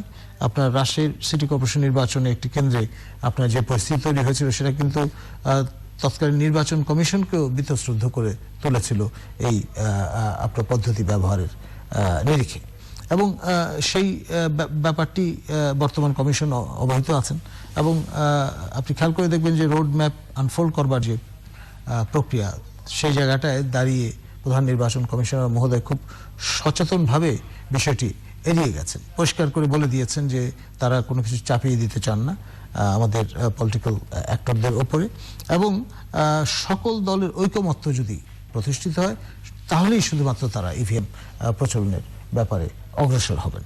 এবং এটি রোড ম্যাপের যে বিষয়গুলো প্রাধান্য পেয়েছে এখানটায়, সীমানা পুনর্নির্ধারণ থেকে শুরু করে মৃত ভোটারদের যেটি বিদায় করার মতো যে ব্যাপারগুলো, সেখানে কিন্তু এটা ফিচার্ড হয়নি ওই অর্থে। মিস্টার শোয়েব চৌধুরী, আমরা লিডারশিপ নিয়ে অনেক কথা বলেছি। আপনি এর আগে অনুষ্ঠানে আমরা লিডারশিপ নিয়ে কথা বলেছি, এবং ভিশনারি লিডারশিপের বাংলাদেশের অভাব, সেটি নিয়ে আলোচনা হচ্ছে। কিন্তু আমাদের দেশে এখন লক্ষ্য করা যাচ্ছে যে আমাদের রাজনৈতিক দলগুলো ভিশন নিয়ে বেশ ব্যস্ত। ক্ষমতায় যারা আছেন তারা তো 2021, তারপরে 2000, এখন তো 41 পর্যন্ত গেছেন। অপোজিশন বিএনপি, তারা 2030 2030 এর একটা ভিশন দিয়েছেন, রূপকল্প। তো আপনি কিভাবে নিচ্ছেন এইসব ভিশনকে? এটিকে কতটা পজিটিভ মনে করছেন আপনি? আসলে বাংলাদেশের রাজনীতিতে যে ভিশনের মাধ্যমে যে একটি চমক তৈরি করা বা মানুষকে আকর্ষণ করার যে একটি সোপান ব্যবহার করেছিল বর্তমান মহাজোট সরকার, আমি মনে করি যে তাদের রূপকল্প 2021-এর মাধ্যমে তারা সেই বাংলাদেশের অধিকাংশ মানুষকে তাদের পক্ষে নিয়ে আসতে পেরেছিলেন। বিদায় তারা 2008 সালের একটি নিরপেক্ষ নির্বাচনে ক্ষমতায় এসেছিলেন, এবং নিরঙ্কুশ ক্ষমতা নিয়ে। সো আজকে বিএনপি এটি অনুধাবন করতে পেরেছে বিদায় বিএনপি হয়তো এটাকে ফলো করছেন, এবং বিএনপি মনে করছেন যে যেহেতু ইয়াং জেনারেশন ডিজিটাল বাংলাদেশকে গ্রহণ করেছে, আমাদেরও একটা ভিশন এস্টাবলিশ করতে হবে, তখন তারা এটাকে ফলো করে। আমার কাছে মনে হয়েছে, যদিও তারা স্বীকার করেন না, আমার কাছে মনে হয়েছে বিএনপি আওয়ামী লীগের ভিশনটাকে ফলো করে তারা শুধুমাত্র সংখ্যাটাকে বাড়িয়ে দিয়েছেন, 2021-এর জায়গায় 2030 করেছেন। আর আরেকটি জিনিস হতে পারে যে বিএনপির 2030 সাথে আমি কম্পেয়ার করতে পেরেছি, চায়নাতে অতি সম্প্রতি তারা একটা ভিশন এস্টাবলিশ করেছেন যে ভিশন 2030। চাইনিজ গভর্নমেন্ট তাদের 2030 সালে নাগাদ কি ডেভেলপমেন্ট করবে। তো এখন কথা হচ্ছে ভিশন থাকা ভালো, কিন্তু এই ভিশনটাকে তারা আমাদেরকে সার্থকভাবে কি দিতে পারবেন সেটা বাস্তবায়ন কিভাবে করবেন। এবং একই অবস্থা আজকে আকবর আলী খান যে টিভিতে বললেন যে বাজেট আমি দিতে পারি $1 ট্রিলিয়ন বাজেট, কিন্তু বাস্তবায়ন কতটুকু হবে এটা দেখার বিষয়। আমার মনে হয় যে মুখের কথা বেশি না বলে আপনারা কাজের মধ্যে প্রয়োগ করেন যে আপনারা অন্তত পক্ষে আমাদেরকে কি দিতে পারবেন। আর কোয়ালিটি লিডারশিপ একটা এখানে ইম্পর্টেন্ট ইস্যু। আপনি যদি লক্ষ্য করে থাকবেন যে আমাদের যারা সংসদ সদস্য যারা আছেন বা বিএনপির যারা ছিলেন, তাদের মধ্যে আপনি তো সোশ্যাল মিডিয়াতে খুব তৎপর, আপনার চ্যানেল আয় এবং আপনি ব্যক্তিগতভাবেও, আপনি কতজন এমপিকে আপনি সোশ্যাল মিডিয়ায় পান? তো সুতরাং এটা একটাই প্রবলেম, তারা ট্যাগ ফ্রেন্ডলি না। তো এখনকার জমানা হয়ে গেছে ট্যাগ ফ্রেন্ডলি এনভায়রনমেন্ট, সবকিছু টেকনোলজি ডিপেন্ড। এবং কিছুক্ষণ আগে আমি মিডিয়ার কথা বললাম, মিডিয়াও ট্যাগ ফ্রেন্ডলি হয়ে যাচ্ছে, সব দিকে কিন্তু আমরা টেকনোলজির দিকে এগিয়ে যাচ্ছি। এখন যদি আমরা টেকনোলজি থেকে পিছিয়ে থাকি, তো সেই পশ্চাৎপদ লিডারশিপকে নিয়ে সামনের দিকে কতটুকু আগানো যাবে, সেটি হচ্ছে বর্তমানে যারা বড় রাজনৈতিক দলগুলো পরিচালনা করছেন তাদেরকে ভেবে চিন্তে আগামীতে তাদের প্রার্থী দিতে হবে, যেন জেনারেশন, ইয়াং জেনারেশন তাদেরকে যেন অ্যাকসেপ্ট করে। কারণ আপনাকে মনে রাখতে হবে, যারা আজকে ভোটারের অধিকাংশ ভোটার যারা, তারা আপনাদের পরবর্তী প্রজন্ম, তারা আপনার প্রজন্মের লোক না।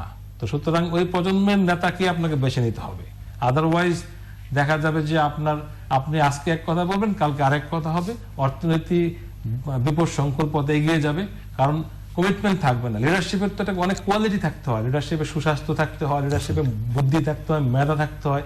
আমি আর কলিমুল্লাহ ভাই স্কাউটে আছি, আমরা যখন স্কাউটিং করতাম আমাদের বলা হতো যে হ্যাঁ তখন ওকে বাদ দাও, ওকে রাখো, স্বাস্থ্য ভালো আছে, ও মানে ফাইট করতে পারবে, স্টেমিনা দিতে পারবে, এগুলো কেন বলা হতো? এবং আপনি যদি আজকে যে ধর্ম নিয়ে কথা হচ্ছে, যে আমরা যখন যদি ফিরে যাই যে ইসলামের ইতিহাসে, ইফতেখার উদ্দিন বখতিয়ার খলজি, উনি একাই আপনার অনেক জয় করেছেন, উনি একাই অনেক যোদ্ধাকে মানে পরাজিত করেছেন, ওনার স্বাস্থ্য ভালো ছিল, হাত লম্বা ছিল, অনেক কিছু ছিল, আমরা শুনেছি, আজানুলম্বিত হস্ত।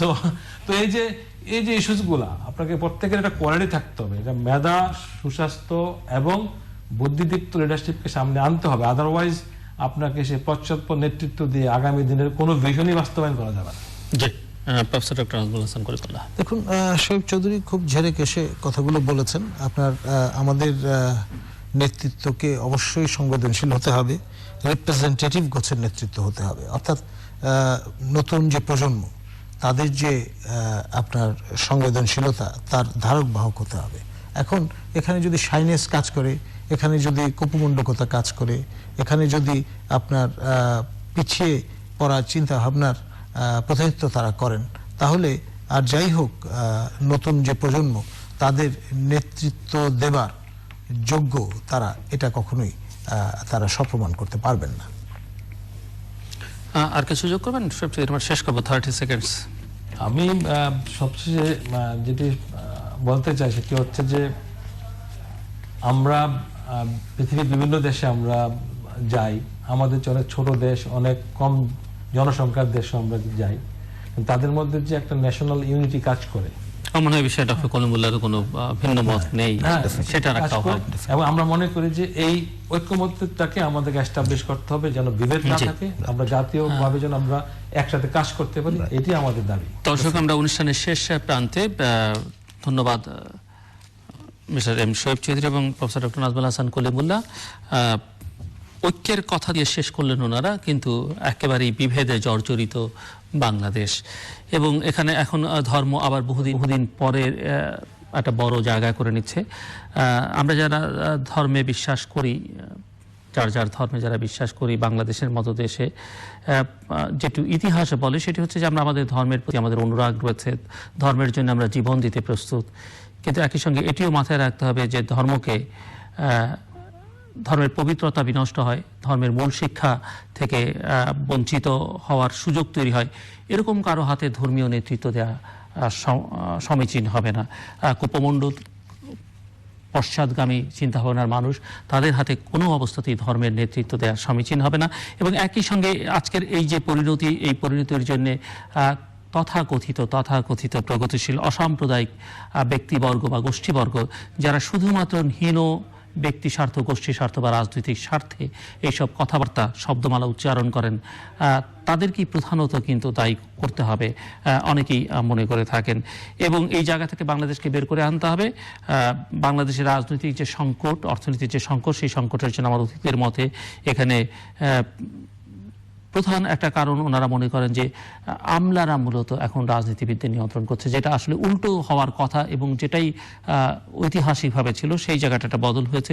সুশাসনের একটা বড় ঘাটতি ওনারা দেখতে পান। আমাদের ইলেকট্রাল প্রসেসকে নিয়ে এখনো অনেক কাজ করবার সুযোগ রয়েছে এবং সে জায়গায় একটা বড় ঐকমত্য দরকার এবং মাথায় রাখতে হবে উন্নত দেশে পরিণত হচ্ছে। উন্নয়নের যত কথাই আমরা বলি না কেন, এটা উন্নত দেশেরও কিন্তু দরিদ্র হতে সময় লাগে না।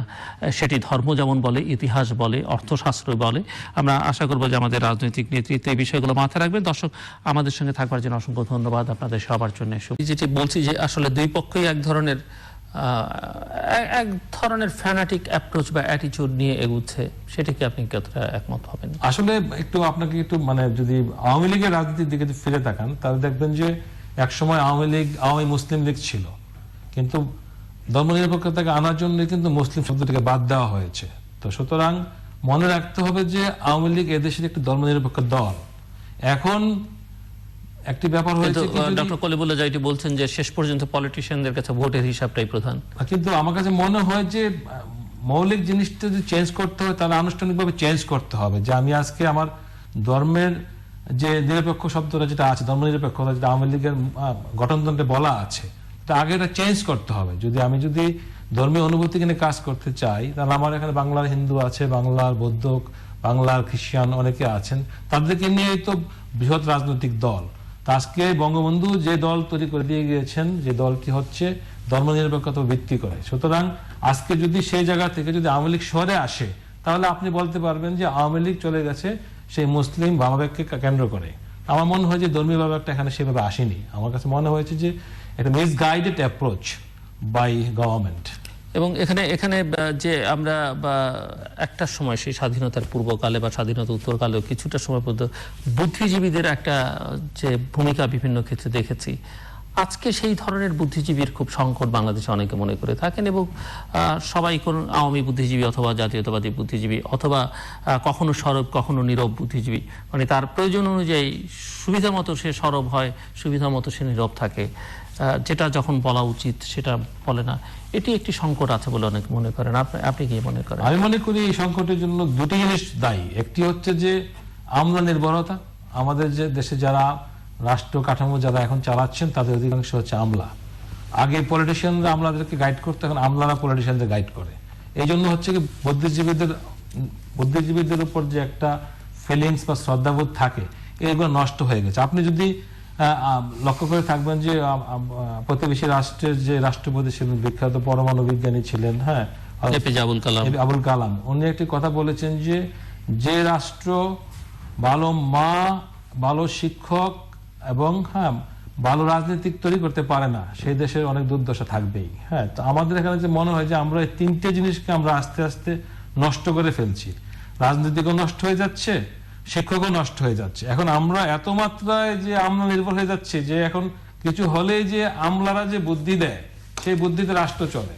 এটা কখনো হতে পারে। আমলা কিন্তু কোন রাজনৈতিক দলের না। সে এক সময় দেখবেন যখন নির্বাচন আসবে তখন তার চরিত্র উন্মোচিত হবে। আমার মনে হয় যে প্রত্যেকটি সরকারকে, যেমন এই জন্য আমেরিকাতে দেখা যায় যে আপনার জয়েন্ট সেক্রেটারির পরে সব আমলা তৈরি হয় তার দলের চাহিদা অনুযায়ী। আমাদের দেশে এগুলো প্র্যাকটিস করা উচিত, তাহলে অন্তত পক্ষে এই অপকর্মগুলো হবে না। এবং যে লোকটি আপনার এন্টি লিবারেশন ফোর্স, সেই লোকটি এখন সরকারের সবচেয়ে ঘনিষ্ঠ, যেহেতু সে জানে তার দুর্বলতা কি এবং তার মতো আনুগত্যকে প্রদর্শন করবে না। বিধায় এই সুযোগটাকে নিয়েই সে কিন্তু অজ্ঞাতে অগোচরে সেই স্বাধীনতা বিরোধী কর্মকাণ্ডটি করে যাচ্ছেন। এটা হচ্ছে আরেকটি প্রসঙ্গ আলোচনা করতে চাই। আপনি যেহেতু এখন গণমাধ্যমের সঙ্গে যুক্ত বা গণমাধ্যম পরিচালনার সঙ্গে কর্ণধার হিসেবে, আপনার কাছে কি মনে হয় যে বাংলাদেশের গণমাধ্যম তার দায়িত্বটা যথাযথভাবে পালন করছে বা করতে পারছে, বিশেষ করে এই ধরনের ক্রাইসিসের মুহূর্তে? আসলে গণমাধ্যমের যে রোলটা আসলে হওয়া উচিত সেটি তারা অ্যাড্রেস করতে পারছে? আসলে সমস্যা হয়ে গেছে যখন আপনি দেখবেন কোন দেশে যদি আমলা নির্ভরতা বেড়ে যায়, তার সাথে দেখবেন যে একটা কর্পোরেট ডিপ্লোমেসি বেড়ে যায়, এবং কর্পোরেট মানে হান্টিং যদি আপনার যদি আমলা ডিপেন্ডস হয় তাহলে কিন্তু সেই দেশে মিডিয়ার স্বাধীনতা থাকে না। এবং সেই জায়গাতে ঘাটতি দেখা যায় আপনার সুশাসনের। যে সুশাসনের ঘাটতির জন্য মূলত আপনার দুটা জায়গাকে আপনি দায়ী করতে পারবেন। একটা হচ্ছে আপনার এই আমলাতন্ত্র, আর একটা হচ্ছে কর্পোরেট সেক্টর, দুইটাকে। এই দুটো যখন একসাথে মিলে যায় তখন মিডিয়া তার নিজস্ব যে গতিতে চলতে পারে না। কারণ আপনি বাংলাদেশে অধিকাংশ মিডিয়া দেখবেন যে কর্পোরেটদের হাত দ্বারা নিয়ন্ত্রিত। তো সেই ক্ষেত্রে মিডিয়ার কাছ থেকে আপনার সেই নির্ভরতা বা সেই ধরনের রিপোর্টিং, সেই ধরনের সংবাদ আশা করাটা আমার মনে হয় যে 100% ঠিক হবে না। আপনাকে তারপরও অনেক মিডিয়া এই চ্যালেঞ্জের মধ্যে থেকে বেরিয়ে আসে এবং মানুষের প্রত্যাশা নিয়ে তারা প্রকাশিত হয়, এবং আমরা আশা করি যে এই ধরনের মিডিয়ার উন্মেষ ঘটবে। ডক্টর কলিমুল্লাহ, দেখুন, সংবাদ মাধ্যম খুব সংবেদনশীল এবং স্পর্শকাতর একটি মাধ্যম, এবং কৌশলগত কারণে এটি নতুন নতুন রূপ কিন্তু পরিগ্রহ করছে।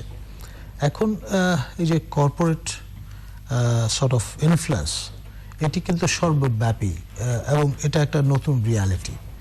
আমরা কতটুকু ছাড় দেব এবং কতটুকু দেব না, এই যে সীমারেখাটা, সেটা কিন্তু নির্ণয় করার সময় এসছে।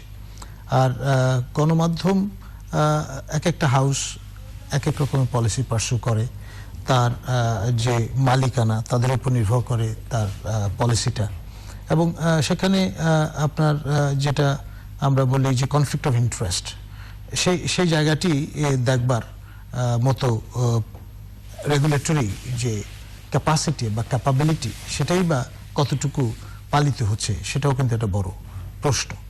আপনার বাস্তব এবং যেটি আসলে প্র্যাকটিসড হচ্ছে তার মধ্যে যোজন হায়াটাস বা ফারাক কিন্তু বিদ্যমান। যেমন ধরুন, কোন একটি পত্রিকার সার্কুলেশন বলা হচ্ছে 40,000, কার্যত দেখা যাচ্ছে যে সেটা হয়তো 20,000। এই যে আপনার শুভঙ্করের যে ফাঁকিটা, সেটা আমরা সবাই জানি, কিন্তু তারপরেও বিষয়টাকে আমরা মেনটেন করে যাচ্ছি। এবং এই ধরনের সার্টিফিকেশন কিন্তু ওই সংশ্লিষ্ট মন্ত্রণালয় এবং তার যে প্রতিষ্ঠান, সংশ্লিষ্ট যে ডিপার্টমেন্ট, এবং সার্টিফিকেটের ভিত্তিতে আবার সরকারি যে অর্থ মানে বিজ্ঞাপন বাবদ ব্যয় হয়, যেটি জনগণের টাকা, সেটিও আসলে অপাত্রী অধিকাংশ ক্ষেত্রে দান করা হয়। মৃণাল হক, তিনি কিন্তু যখন ডিসম্যান্টল করা হচ্ছিল তখন উপস্থিত ছিলেন। তো যার সৃষ্টি তাকে উপস্থিত রেখে করার মধ্য দিয়ে ওই বার্তাটি কিন্তু আপনার উজ্জ্বল ছিল যে এটি এমনভাবে ডিসম্যান্টল করতে হবে যাতে অবয়বের কোনো ক্ষতি না হয় এবং সেটা সংস্থাপনের সুযোগ থাকে, এবং ঠিক কোন কায়দায় কিভাবে করলে এটি সম্ভব সেটি একমাত্র যিনি ভাস্কর তিনি বলতে পারবেন, এবং তাই ঘটেছে শেষ অবধি। আর ডেফিনেটলি যার সৃষ্টি তিনি তো ইমোটিভ হয়ে পড়বেনই, এবং সে কারণেই মুখ ঢেকে ফেলেছিলেন মৃণাল, অশ্রু সজল অভিব্যক্তি আমরা দেখেছি। এবং এই যে পরবর্তী যে ঘটনাবলী, সেটা তো আমরা সবাই এখন জানি। তো এখন যে আপনি নির্বাচনকে সামনে রেখে বলছেন, এবং আমরা লক্ষ্য করছি যে প্রধান দুটি রাজনৈতিক দলই এ বিষয়ে আসলে হেফাজতে ইসলাম যা বলছে তার অনুকূলেই কথাবার্তা বা তাদের কার্যক্রমটা। তো আমার যেটি প্রশ্ন, যে বাংলাদেশ এটি মুসলিম সংখ্যাগরিষ্ঠ মানুষের দেশ, এদেশের মানুষ ধর্মপ্রাণ, আবার একই সঙ্গে দেশের মানুষ অসাম্প্রদায়িক, কোনো সাম্প্রদায়িক দাঙ্গা হাঙ্গামার মধ্যে খুব একটা অন্যান্য দেশের তুলনায় এই দেশের মানুষ নেই, এবং চিরায়তভাবে বাংলাদেশের মানুষ, সব ধর্মের মানুষ একসঙ্গে মিলেমিশে চলাফেরা করে। যার যার ধর্মের ব্যাপারে আবার প্রত্যেকেই খুব সেন্সিটিভ, ধর্ম পালন করেন অনেকে না করলেও ধর্মের ব্যাপারে। এই জায়গাগুলো সবই ঠিক আছে, কিন্তু ধর্মকে ব্যবহার করে যে রাজনীতি করবার প্রবণতা, কিংবা ধর্মকে ব্যবহার করে যে কিছুটা পশ্চাৎগামিতা, কুপমণ্ডুকতা, এগুলোকে আশ্রয় প্রশ্রয় দেওয়া। কারণ সবাই তো আর আলখেল্লা পড়লেই আর ধর্ম খাঁটি ধর্মপ্রাণ বা বুঝে শুনে ধর্মের সব দিক পুঙ্খানুপুঙ্খ বিচার বিশ্লেষণ করে যে কার্যক্রম করছেন সেটি তো বলা যাবে না। সেক্ষেত্রে তাদের হাতে এক ধরনের জিম্মি, এবং তাদের প্রভাব তো সাম্প্রতিককালে লক্ষ্য করা যাচ্ছে। আপনি পাঠ্যপুস্তকে বলেন, এখানে বলেন, তাদের শিক্ষার যে সর্বোচ্চ স্বীকৃতি, যেটি একেবারেই অনানুষ্ঠানিকভাবে দীর্ঘকাল ধরে চলে আসছে, যার কোনো আনুষ্ঠানিক স্বীকৃতি নিত তার রাজ্যের জন্য, সেটিকে আপনি কিভাবে দেখেন? আসলে এটি একটি দিক। আরেকটি দিক, আপনি যেমনটা বলছিলেন যে প্রগতিশীলতার বাংলাদেশে একটা গোষ্ঠী আছে, অসাম্প্রদায়িকতার নামে, প্রগতিশীলতার নামে, এটি যেন তাদের এক ধরনের মানে অনেকে মনে করেন এক ধরনের ফ্যাশনে পরিণত হয়েছে, এবং এরা আসলে এই ধরনের একটা পরিস্থিতি তৈরি করবার ক্ষেত্রে ভূমিকা রেখেছে, এবং যেটি এদের ক্রিয়াকর্ম আসলে অনেক সময় একটু বা ধর্মপ্রাণ কিন্তু কট্টর নন এমন অনেক মানুষকেও কিন্তু আহত করে এবং অনেকে কট্টর হয়ে যেতে বাধ্য করে আসলে। ধরুন মরাল অ্যাবসলিউট পজিশন দুই পক্ষই কিন্তু নিয়েছেন এবং কারো মধ্যে ইহলৌকিক চেতনা কাজ করছে, কারো মধ্যে পারলৌকিক চেতনা কাজ করছে। এটা দৃষ্টিভঙ্গিগত বিষয়।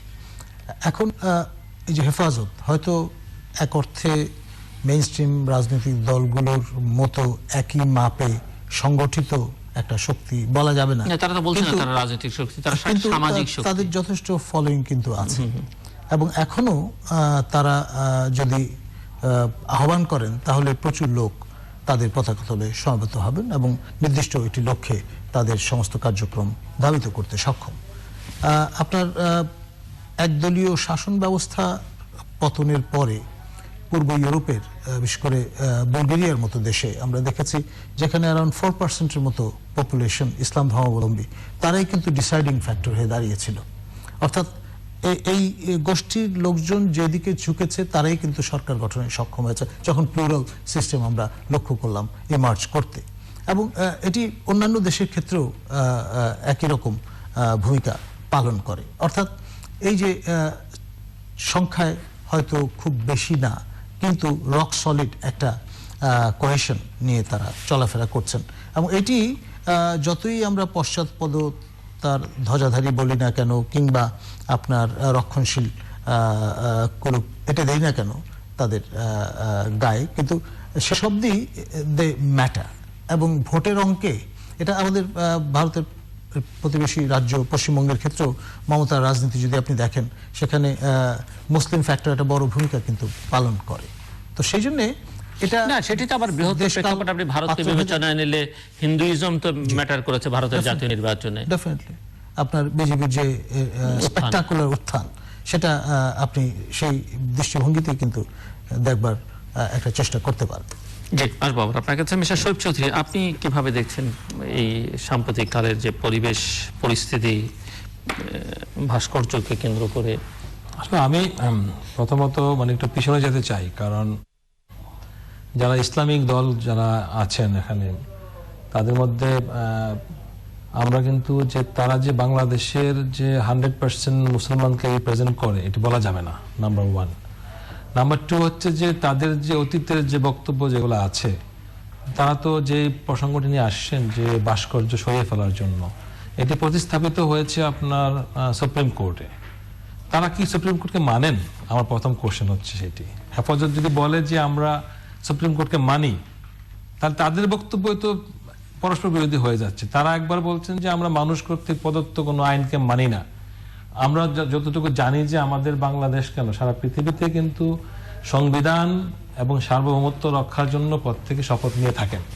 ওই শপথের সাথে হেফাজতের যে রাজনীতি কতটুকু সামঞ্জস্য আছে এটা আগে বিবেচনা করতে হবে, তারপর আপনাকে আসতে হবে হেফাজতের দাবি আপনি মানবেন কিনা। আমি একজন মুসলমান হিসাবে একটি ভাস্কর্য যদি আমার ধর্মীয় অনুভূতিতে আঘাত হানে, যদি এটি আমি মনে করি যে এটি যদি বিভিন্ন বৈসাদৃশ্যমূলক ভাস্কর্য হতে পারে, সেই ক্ষেত্রে আমরা আমাদের মতো করে সিদ্ধান্ত নিতে পারি। কিন্তু এটার জন্য একটা এই ধরনের একটা যে আন্দোলন তৈরি করা, একটা বিচার বিভাগ যেখান থেকে পরিচালিত হয় ওই জায়গাকে হুমকি দেওয়া, এগুলো আমার কাছে মনে হয়েছে যে একটা one kind of anti state activities. এবং এগুলো শক্ত হাতে যদি দমন করা না হয়, সামনে সংস্কৃতি আগ্রাসন ছাড়া কিছু থাকবে না।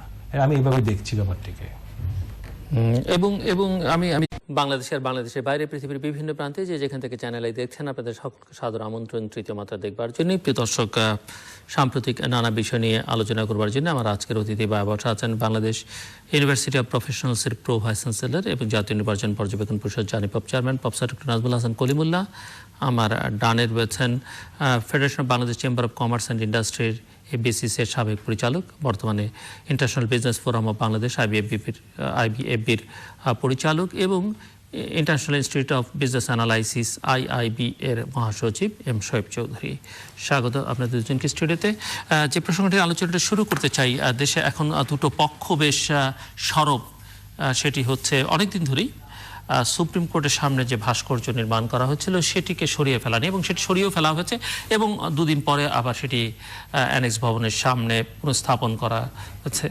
সো এই যে ভাস্কর্যকে কেন্দ্র করে যে রাজনীতি, একাদশ সংসদ নির্বাচনের, এবং তাকে সামনে রেখে এই ধরনের ইমোটিভ যে বিষয়গুলো সেগুলো ফোরফ্রন্টে আসছে, এবং এর সঙ্গে সুতোর টান নানান রকমের আছে, এবং পক্ষ বিপক্ষে এই যে যুদ্ধংদেহী যে মনোভাবটি প্রদর্শিত হচ্ছে তা মাঠকে ক্রমে উত্তপ্ত করে তুলছে, এবং এই যে ঘোড়া জলে পরিবেশ তৈরি হচ্ছে তার মাঝে মাছকে ধরেন সেটাই দেখবার বিষয়। আপনার মূল যে বিষয়টি সেটি হচ্ছে প্রাঙ্গণটি আদালত এবং সর্বোচ্চ আদালত, আর সঙ্গেই আবার জাতীয় ঈদগাহ। হিস্টোরিক্যালি এই অবস্থাটা আমরা দেখি, আমরা বেড়াতে আসতাম, এটা চিড়িয়াখানা ছিল ঢাকার, পরে মিরপুরে চলে গেছে, তারপর থেকে এটা ঈদগাহ হিসেবে ব্যবহৃত হয়ে আসছে এই জায়গাটি। এবং দেশের বৃহত্তম যে ধর্মীয় সম্প্রদায়ের অনুসারী ব্যক্তিবর্গ তারা কিন্তু এখানে ঈদের জামাত আদায় করতে আসেন, এবং ভাস্কর্য বনাম মূর্তি এই যে ইস্যুটি হেফাজত ফোরফ্রন্টে নিয়ে এসে তাদের মতো করে ব্যাখ্যা হাজির করেছে। আবার যারা প্রগতিশীল ব্যক্তি বলে নিজেদের দাবি করেন তারাও কিন্তু বিষয়টাকে একদম মরাল অ্যাবসলিউট একটা পজিশন নিয়ে মাঠে নেমেছেন যে ভাস্কর্যের সঙ্গে মূর্তির গুণগত পার্থক্য আছে ইত্যাদি, এবং 1 ইঞ্চিও ছাড় দিতে কোনো পক্ষ রাজি নন। এরকম একটি অবস্থা কিন্তু মূলত প্রধান বিচারপতি মহোদয়কে আসলে এই পরিস্থিতিটি মোকাবেলা করতে হয়েছে, এবং সিদ্ধান্ত কিন্তু মূলত তার আনুষ্ঠানিক বিচারে যদি আমরা দেখি যে এই ভাস্কর্য কোথায় সংস্থাপিত হবে, এবং এটা স্থানান্তরের সিদ্ধান্ত ডেফিনেটলি তাকে পাশ কাটিয়ে নেওয়া হয়নি, অন বোর্ড রেখেই করা হয়েছে। এবং মাননীয় প্রধানমন্ত্রী সম্প্রতি প্রথম যখন সরিয়ে ফেলা হয় ওখান থেকে তখন কিন্তু বলা হয়নি বা ধারণাও দেওয়া হয়নি যেটি স্থানান্তর করা হচ্ছে, কিন্তু দুদিন পরেই আবার স্থানান্তর করা হচ্ছে।